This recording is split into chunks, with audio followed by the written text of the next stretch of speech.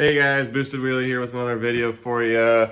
Just got a quick one today, tearing down the other 318ti that I got. So tonight I'm just going to be dropping out the whole rear subframe. I'm going to be pulling the diff off of this one. The differential on this car has 445 gears in it, as opposed to what I have in my car now, which is 345. This one is also, they're both limited slip differential diffs. But I'm gonna weld this one up. That way I'll get full lock, because both diffs, they only lock up 25%, and can still cause some unpredictability within drifting. And it's gonna just be a sold track car. I'm not gonna daily it at all.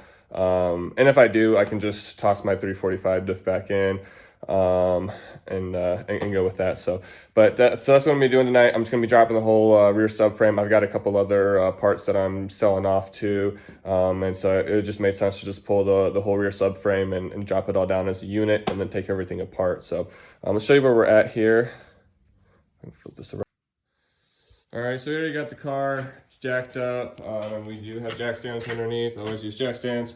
So first up, get the car jacked up and then go ahead and pull off your tires on both sides. That's as far as I've gotten. I also sprayed some PB Blaster on all of the bolts that I'm going to be removing.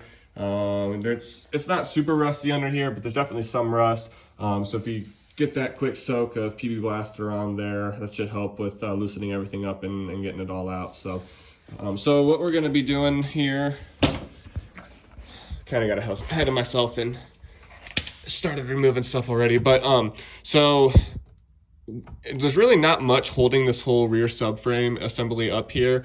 So we've got to remove our shocks on both sides. We've got to remove our sway bar up top on both sides. And then there are two bolts right here and then one on the other side. And that's all that holds this entire unit in. So once we remove those three things, sway bar, shocks, and the bolts that actually hold that subframe on, then this whole entire unit can lower and drop down, and we'll slide this out. Then I'll remove the axles and the differential, and then that'll be, stay tuned, because that'll be a video where we're going to be upgrading the diff, welding this diff, as well as upgrading the transmission mounts, and then tossing it over into the other car. We're going to clean it up real good and probably paint it as well while it's out of the car, make it all nice and fresh while it's all out, and then toss it back in there. So yeah, stay tuned. Gonna drop these shocks out and then the sway bar and then pull these bolts out, and then I'll be back once I get this whole assembly dropped down. All right guys, so I forgot to mention there is also one more thing you have to disconnect here when dropping this all down. You do need to disconnect the drive shaft from right here. Hey, come here. Sorry, I got my puppers out here.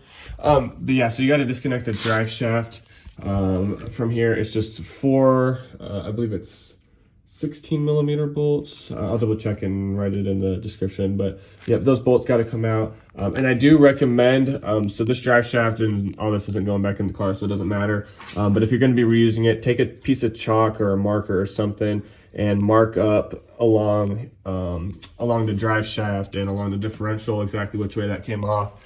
That way you kind of want to try to match that up once you install everything back together. That way, if there's any like corrosion or weird ways that it kind of worn together, or it can possibly cause vibrations if it's not set properly, but very unlikely. But just thought I would toss that in there as well. Also, I forgot to add, there are some wires right here, as well as brake lines that run to the front. I'm just going to be taking some snips and snipping it, just cutting it out, because I don't need to save any of this or reuse this car at all. This car is just getting junked all the way down and parted out and scrapped.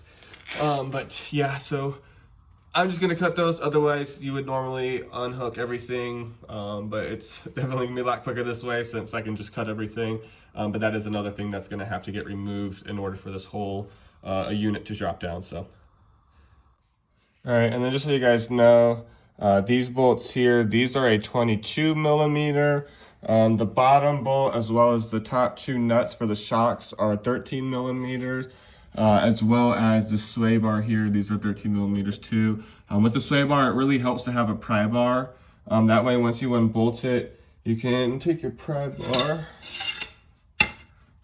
and get up in here and pry up and down and beyond it, and that'll pull that down really easy. Otherwise it likes to be stuck up there pretty good. So yep, 18 millimeter, 13 millimeter, 13 millimeter, and then snip, snip, snip, and then this whole thing's out. Easiest weight reduction that you can do, easiest and quickest weight reduction you can do on any vehicle that's from the Midwest or gets a lot of salt and corrosion. Just stab it with a hammer. Look at all that free weight reduction. Get you about a pound or half a pound of swing. Can't beat that. Also, highly recommend this mini air impact earthquake XT from Harbor Freight. This thing has just been zipping these off with no issue. For how tiny it is, I mean, it literally fits in the palm of my hand and can get you in really tight spots. We got bigger impacts for bigger spots, but that thing is just so convenient because of the size of it, and it's so powerful for how small it is. But all right, anyway, so we got all the bolts out now.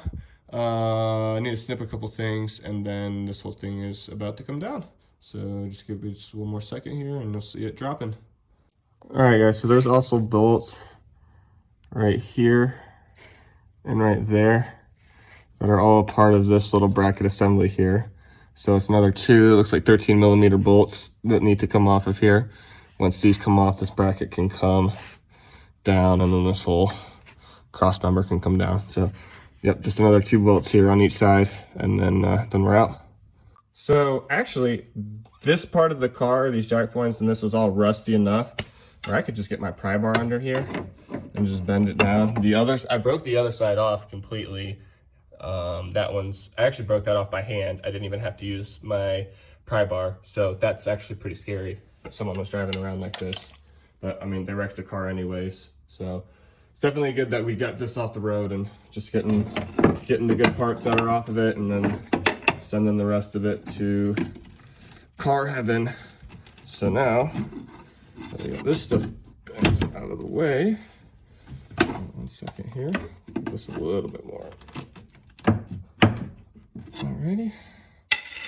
Now, should be able to lower our jack and have this whole assembly drop down now. Alright, so after a little bit more persuasion with some pry bars and side grinders and hammers, we finally got the whole, sorry, that's a spider. Finally got the whole assembly dropped out. As you can see, we're all bare basic back here now. We ain't got nothing back here.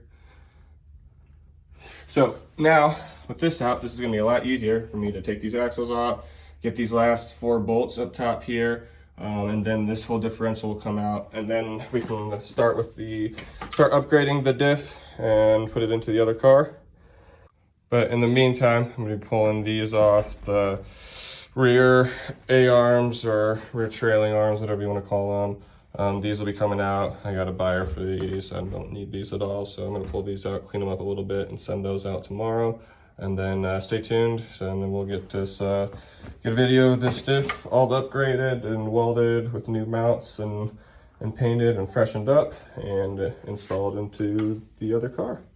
Thank you guys for watching. If this video was helpful to you at all, please smash that like button and also subscribe to stay tuned for the continuation of this drift car build. I'm also going to get this TL1000 started and get that torn down in the works as well. And it's starting to warm up here too, so trying to get ready to get this car buttoned up soon to start getting it out to some drift events and start tracking it. So that'll definitely be fun. So stay tuned for that. Otherwise, go ahead and follow me on Instagram and on Facebook. That's where you can follow along and see a lot of the behind the scenes stuff, as well as video updates of when new videos are going to be posted. I am going to try to start doing at least 1 a week. I'd like to ideally be 2 to 3 videos a week, but I work construction and we are warming back up. So about to start getting a lot busier with work again. I'm not going to have as much time as I want to with these cars and with these projects, but I'm going to do everything that I can to keep pumping out content and keep these videos coming and this fun content coming. Thanks a lot again, guys. I hope you have a great day, and I will see you next time.